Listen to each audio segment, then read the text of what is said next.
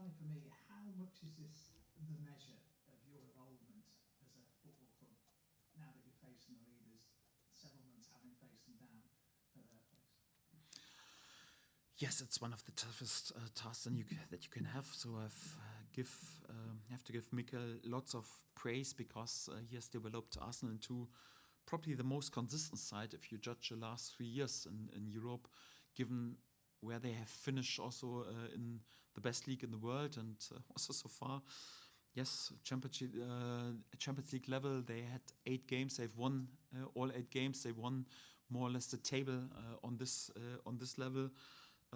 They are the league leaders in the best position also to win the title. So for that, it's the toughest task that we can have. But we also know if we are at the top of our game and we are at our very best, and especially at home at Elland Road, we can deliver a performance and fight for points against each and every opponent in the world. And for that, yes, we will also go into this game with the necessary respect. And we know that we need probably an outstanding day to have a chance to win points against this outstanding Arsenal side. But we also know that we are capable to do this. And for that, we're also looking forward to have this game.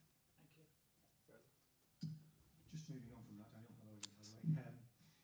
Do you think teams like Arsenal and some of the other teams in the top have more respect for Leeds United now on what they're able to do, given the run that you've been on in the past 10 games or so, when in previous games you might not have been expected to take points off Liverpool, Crystal Palace, Villa, etc., etc.? Yes, I would always like to think that everyone has also respect once he faces Leeds United, and especially Elland Road. I think everyone who is working football for so long knows that Elland Road is a tough place to go. But of course, due to our recent form, due to our home record, I think everyone is even a bit more aware. And yes, rightly so. We have earned the respect. We didn't win it in the lottery, so we have earned it with good results and good performances. And for that, I don't think that we have an advantage that anyone would underestimate us anyhow. So for that, yes, we have to deliver again.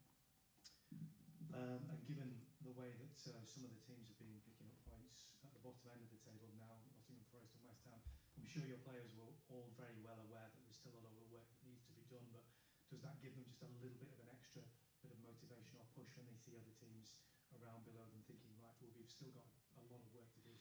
No, because we all know that we can't influence other results, and we all know that we're on a good path with 26 points, but everyone is also aware that normally you have to win more than 26 points in order to stay in this league. I know in some of the recent seasons we would have been perhaps already there, but normally you always speak about, okay, 1 point average per game is necessary, and for that, there are many reasons why we can be confident and encouraged, but everyone knows also that whatever happens on other pitches anyhow, so it's always at some point other teams around us in the table will also pick up some points, and we need definitely more than 26 points, so nothing is achieved yet. We have to win more, and like I mentioned before, so our claim, our target is always like to make sure that we have more or less a 1 point average per game, and we have this so far, and we also want to have this by the end of the season. Could it also be said that you maybe also gamble on the fitness of players you've got if you don't strengthen, because you could reach February and find yourself, like last season you lost Ethan and Ilya within a couple of days? Yes, you never know, but one death you have to die, because of course, if there is the 1st or 2nd of February and then you have whatever 2 or 3 long-term injuries, then you would have hoped for, okay, would be better if you would have done even more business. But on the other hand, if everyone stays fit and available and you still sign 2 or 3 more players, it could also affect sometimes the spirit and the togetherness of the group. So this is also quite risky. If you have more or less 30 players on the same level, or 4 players on the same level for just one position, it could be also negative more or less for the whole team spirit, because I'm a big believer in that everyone who is in our group should also have a chance to be picked and should also have a clear task. And if you are more or less hopeless in your position and have no chance to play, then it could be also tricky with the spirit and also with the dressing room. So one death you have to die. When you think you have a proper group, then of course it could be tricky. If there are then out of a sudden 2 or 3 long-term injuries when you can't react anymore. On the other hand, if you overdo it a little bit and have too many players around, it could be tricky with the spirit in the group. And one death you have to die, and for that, I rather die the death of not having the group that is too big. Hi Daniel. What's the latest on Dan James? Is he okay? Is he in contention? Yes, back in team training. Also good news with him. And yes, of course, if you're in team training, then you also have a chance to be selected, and you're also available for the game. With him, we will still take some mindful decisions. He was out for such a long time, and of course, he needs a few training sessions. But you can see him more or less growing from session to session, from day to day, and it's good to have him back in training. Yes. When you're looking for a player in the transfer market, and when you're speaking to a player, how important is it to sense that they want to play for your club only, and not just sense an opportunity for themselves, but also perhaps not getting their heads turned by other offers? Yes, it's important. We just want players who are fully committed and want to play for Leeds United. So if you got the feeling they just want to use us to get a better move or something like this, or we are the backup option, then we are pretty tempted also like to go out of this options anyhow, because we just need players here, at least as long as I'm in charge, who are fully desperate and fully committed to Leeds United. And this is how I work and how I want us as a club want to work, because the commitment and the desire to represent the shirt should be the most important thing. Where are we at with any players that might leave before Monday evening? Is there anybody that's possible going, like Ilan maybe, or Joel, who aren't playing too much? What can you tell fans about that situation? No one has knocked on my door to speak about this. I was open about Jack Harrison, that he wanted to leave on loan, and due to his professional behavior, we have made this possible, and also due to the fact that he had really limited minutes recently.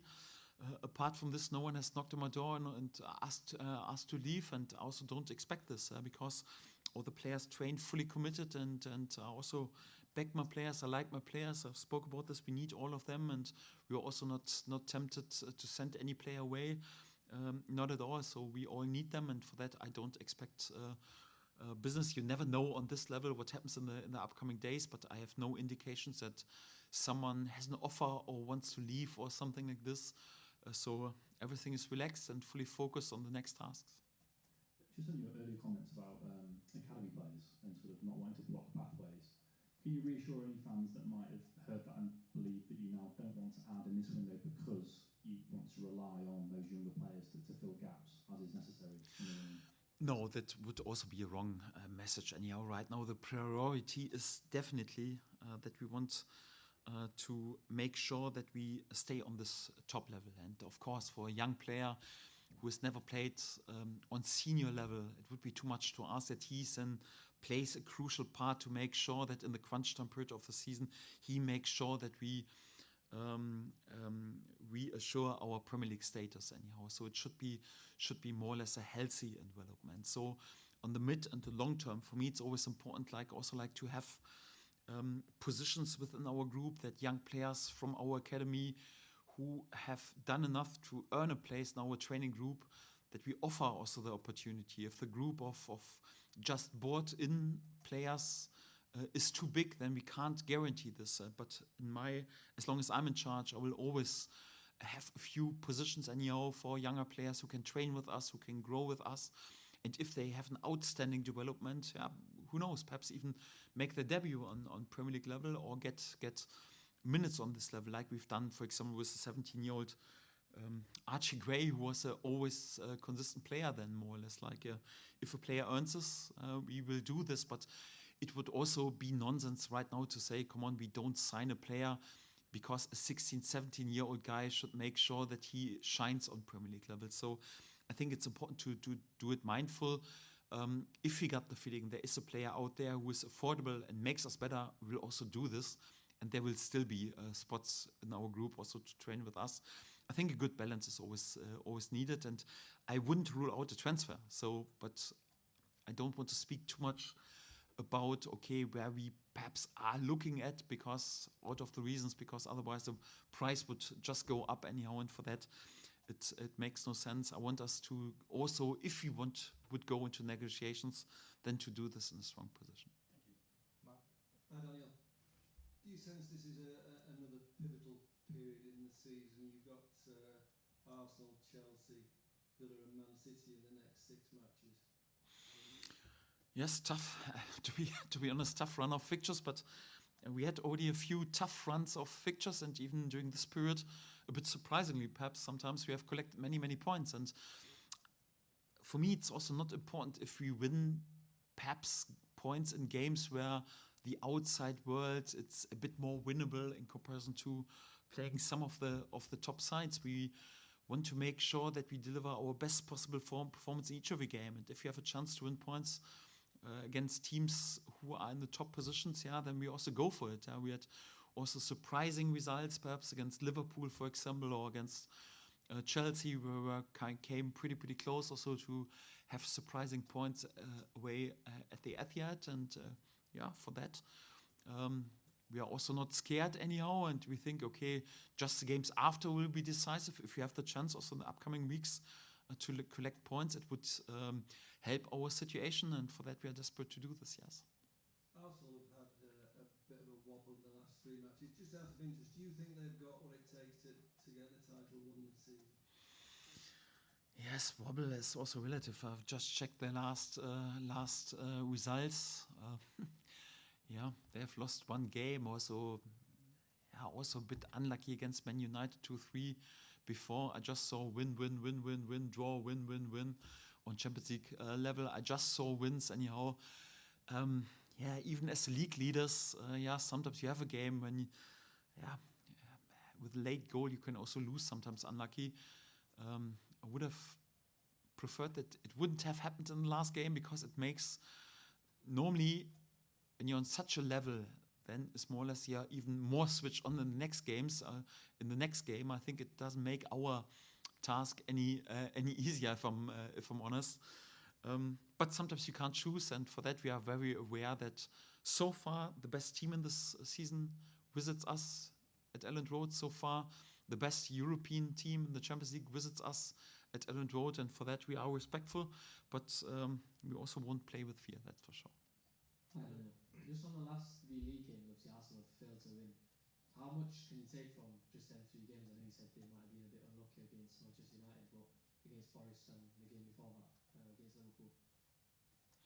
Yes, on this level, each and every game is difficult. I rarely see results where a team trashes a different team 7-0 anyhow. So it's all tight games, and it's more situations. You make sure if you win, if you lose, if you draw a game.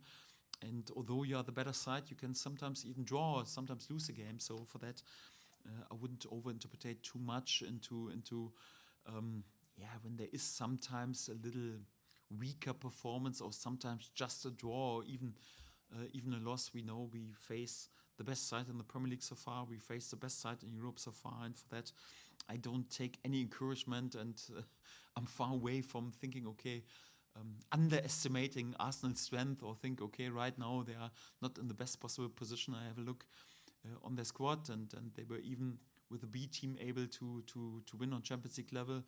I think was even more beneficial for them, because they could rest some of their best players. They will come very recovered into this game.